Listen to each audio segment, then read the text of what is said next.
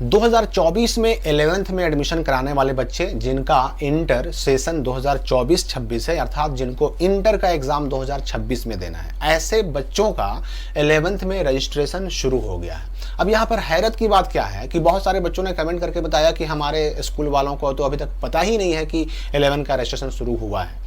देखिए, इसमें होता है, कभी कभी ऐसा होता है कि कुछ स्कूल वालों को, टीचर्स को समय से जानकारी नहीं मिल पाती, लेकिन मैं आपको बता दूं कि 11 सितंबर से ही डेट जारी हो चुका है कि 11 सितंबर से लेकर के 22 सितंबर तक 11th वालों का रजिस्ट्रेशन होगा। अब रजिस्ट्रेशन के बारे में जिन स्कूलों को नहीं पता, उनको 1-2 दिन 3 दिन होते होते जानकारी मिल जाएगी, इसकी चिंता मत कीजिए। अब ऐसे ही कुछ टीचर्स की लापरवाही की वजह से अक्सर बच्चों का कुछ ना कुछ छूट जाता है, किसी का रजिस्ट्रेशन छूट जाता है, तो किसी का फॉर्म छूट जाता है, तो किसी का घोषणा पत्र अपलोड करना छूट जाता है। इस तरह की बातें सामने आती रहती हैं, लेकिन आपको फिर भी जाकर बताना होगा कि भाई 11th का रजिस्ट्रेशन जो है 11 सितंबर से शुरू हो गया है। नोटिफिकेशन आप दिखाइए, नोटिफिकेशन को डाउनलोड करने का लिंक मैंने डिस्क्रिप्शन और कमेंट में दे दिया है। अब रजिस्ट्रेशन तो शुरू हो चुका है, रजिस्ट्रेशन फॉर्म कैसा जारी हुआ है, उसको भरने का तरीका क्या है, रजिस्ट्रेशन फॉर्म पूरा भर करके भी मैंने वीडियो चैनल पे डाल दिया है। लेकिन इस रजिस्ट्रेशन को, 11th के रजिस्ट्रेशन को कराने से पहले 2-3 बातों का आपको ध्यान रखना है, ताकि आगे चल करके कोई दिक्कत ना हो सके।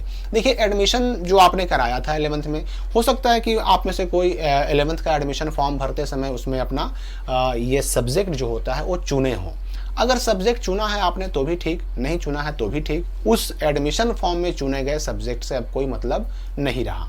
अभी जो रजिस्ट्रेशन फॉर्म भरा रहा है ना, इस रजिस्ट्रेशन फॉर्म में जो आप सब्जेक्ट चुनिएगा वही आपका सब्जेक्ट माना जाएगा, और आगे जो भी आपको एग्जाम देने होंगे, मंथली एग्जाम हो, क्वार्टरली एग्जाम हो, हाफ ईयरली एग्जाम हो या एनुअल एग्जाम हो, सारे एग्जाम्स में आपको वही सब्जेक्ट का एग्जाम देना होगा जो आप रजिस्ट्रेशन फॉर्म में चुनिएगा। अच्छा, रजिस्ट्रेशन फॉर्म भी आपको मिलेगा तो 2 तरह का मिलेगा। एक मिलता है प्रिंटेड, जिसमें आपका नाम, पिता का नाम, माता का नाम, फोटो वगैरह सब छपा हुआ रहता है, और एक ब्लैंक फॉर्म भी आता है। तो आपका स्कूल चाहे ब्लैंक फॉर्म पे आपका रजिस्ट्रेशन करवाए, चाहे आपको प्रिंटेड फॉर्म दे, आपको करना क्या है कि फॉर्म चाहे कोई भी मिले, आपको रजिस्ट्रेशन फॉर्म भर करके जमा कर देना है अपने स्कूल में। जब आप अपने स्कूल में जमा कर दीजिएगा तो आपके स्कूल वाले उसको ऑनलाइन फिलअप करेंगे, ऑनलाइन करेंगे। ऑनलाइन आपको नहीं करना है, स्कूल वालों को करना है। आपको केवल फॉर्म भर के डॉक्यूमेंट के साथ और पैसे के साथ जमा कर देना है। तो सब्जेक्ट का मामला मेरे ख्याल से समझ गए होंगे कि सब्जेक्ट जो चुनना है अभी रजिस्ट्रेशन में चुन लेना है आपको। अब दूसरी बात समझ लीजिए कि जो बच्चे अगर सोच रहे हैं कि हम स्कूल चेंज करना चाहें या हम स्ट्रीम चेंज करना चाहें, तो देखिए, रजिस्ट्रेशन से पहले अगर स्पॉट एडमिशन का डेट आता है तो ही ये संभव है। अगर स्पॉट एडमिशन का डेट नहीं आता है तो संभव ही नहीं कि अब आपका स्ट्रीम चेंज हो सके या फिर स्कूल चेंज हो सके।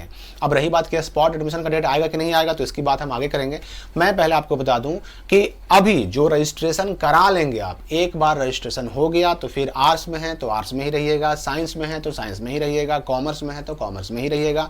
ये फ्यूचर में कभी चेंज नहीं होगा, ना 11 में ना 12 में जाने के बाद कभी चेंज नहीं होगा, ठीक है। और ना ही आपका स्कूल चेंज होगा। जिस स्कूल में 11th में पढ़िएगा उसी स्कूल में आपको 12 में भी पढ़ना है, वहीं से आपको फिर इंटर का एग्जाम भी देना होगा। अब तीसरी बात जो आपको समझनी है कि जो ये 11th के रजिस्ट्रेशन का डेट आया, देखिए, ये डेट भले ही 11 से 22 सितंबर तक है, लेकिन ये बढ़ेगा, और 1-2 बार नहीं, कम से कम 4 बार बढ़ेगा। इसमें 2 बार तो बिना लेट फाइन के और 2 बार कम से कम लेट फाइन के साथ बढ़ेगा, 100% बढ़ेगा। लेकिन मैं आपको सलाह देना चाहूँगा कि आप डेट के बढ़ने का वेट ना करें, बल्कि जितनी जल्दी हो सके अपने स्कूल में जाएँ और वहाँ जाके रजिस्ट्रेशन करा लें। याद रखिए कि आप स्वयं खुद से ऑनलाइन नहीं कर सकते, आपका स्कूल ही रजिस्ट्रेशन फॉर्म का ऑनलाइन करेगा। अब यहाँ पर मैं स्पष्टली आपको बता दूं, क्लियरली आपको बता दूं कि ये रजिस्ट्रेशन आप ज़रूर करवाएं। अगर किसी बच्चे को अगर 26 में एग्ज़ाम ना देने का मन है, वो चाहता है कि नहीं हम 1 साल गैप रखेंगे, हम 1 साल रुकेंगे, ठीक है, आपको रुकना है रुकिए, नो प्रॉब्लम, लेकिन रजिस्ट्रेशन करा के छोड़िए। क्योंकि अगर आप अभी रजिस्ट्रेशन नहीं कराएंगे ना, तो आपका ये एडमिशन भी ऑटोमेटिक कैंसिल हो जाएगा। इस बार अगर आपको 26 में एग्जाम देना हो या ना देना हो, अगर 27 में एग्जाम देना हो, 28 में एग्जाम देना हो, तो भी आप अभी रजिस्ट्रेशन जरूर करा लीजिए। रजिस्ट्रेशन करा के छोड़ दीजिए। आप इसी रजिस्ट्रेशन से 2026 में एग्जाम नहीं देना है, मत दीजिए, 27 में दे दीजिएगा, 28 में दे दीजिएगा। 27 और 28 के लिए भी आप एलिजिबल रहेंगे इसी रजिस्ट्रेशन से।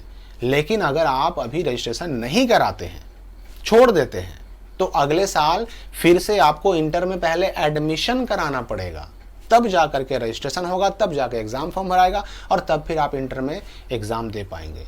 तो इस बात को समझिए, अगर दोबारा एडमिशन लेने से और दोबारा एडमिशन लेने के टेंशन से बचना है तो अभी रजिस्ट्रेशन को मत छोड़िए। अब हम बात करते हैं कि स्पॉट एडमिशन का डेट फिर से आएगा कि नहीं आएगा, क्योंकि बहुत सारे बच्चे अभी भी 11th के एडमिशन से छूटे हुए हैं। बहुत सारे बच्चों को स्ट्रीम चेंज करना है, बहुत सारे बच्चों को स्कूल चेंज करना है, तो ये आएगा कि नहीं आएगा।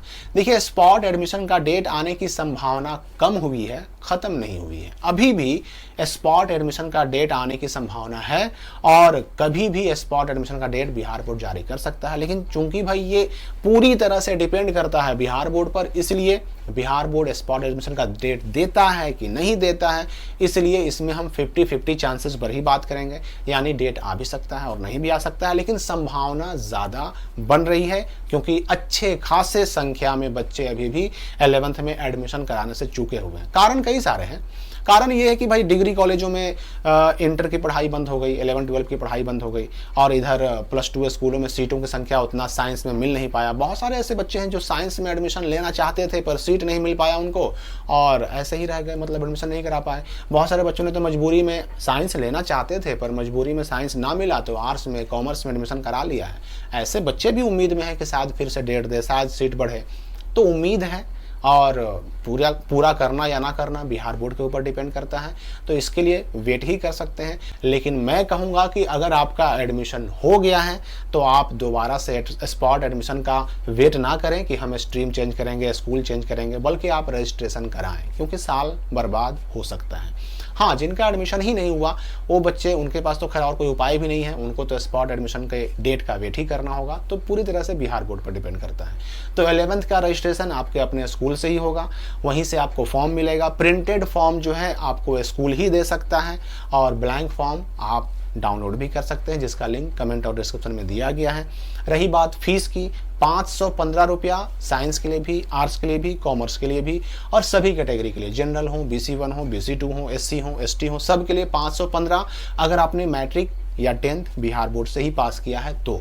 और अगर आपने बिहार बोर्ड के अलावा किसी अन्य बोर्ड से, ICSE, CBSE या किसी अन्य राज्य के बोर्ड से आपने अगर मैट्रिक पास किया, 10 पास किया और यहाँ 11th में एडमिशन कराए हैं बिहार बोर्ड में, तो 200 रुपये और बढ़ जाएंगे, 715 रुपया। चाहे आपका कैटेगरी कोई भी हो, जनरल हो, BC हो, BC1 हो, या फिर SC ST हो, सभी कैटेगरी का सेम रहता है। फॉर्म का चार्ज अलग रहता है एग्जाम फॉर्म में, ठीक है ना। एग्जाम फॉर्म जब भराता है उस वक्त कैटेगरी वाइज अलग अलग हो जाता है, कम ज़्यादा होता है, लेकिन रजिस्ट्रेशन में सबका सेम रहता है। तो 715 अदर बोर्ड वालों के लिए, 515 बिहार बोर्ड वालों के लिए। अब इसमें स्कूल कॉलेज वाले कितना जोड़ करके अलग से लेते हैं ये उन पर डिपेंड करता है। तो फिलहाल इस वीडियो को इतना ही। अगले अपडेट्स के साथ हम मिलते रहेंगे अगली वीडियो में।